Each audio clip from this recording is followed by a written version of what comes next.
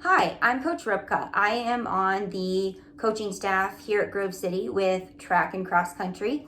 And today we're going to be talking about running and pacing and having a purpose for each run. So I don't know about you, but I like to accomplish things. So you may like having checklists or distance runners tend to be those type of people that are a little bit overdriven. And when you go on runs, you probably have certain paces that you typically run. Maybe in the back of your mind, you think this pace equals a good run, this pace equals a bad run.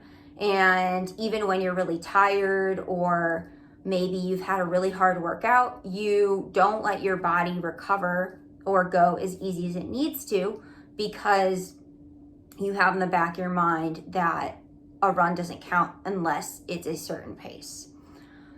A way to approach this a little bit differently is to look at the purpose for each day of training and then also overall the purpose in our cycle of training. So instead of saying, if I run slower than an 8-minute pace, that run doesn't count, so I'm going to push myself even though I'm not feeling too great, you say, what is the point of today's run? And if today's run is a progression run and maybe you're supposed to cut down a bit, maybe your pace should be that fast. Maybe it doesn't start that fast. If you have a day that's a workout and you work, the purpose of that day is to be able to stress your muscles and your aerobic system to then be broken down and adapt.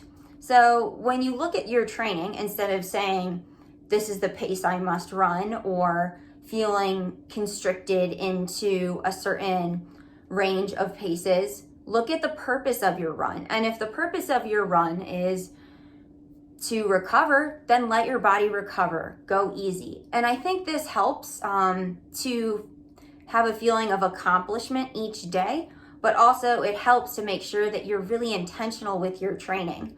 A lot of us probably know those people who go out every day and they run pretty fast. And sometimes we may be, wow, they're pretty cool because they run fast frequently.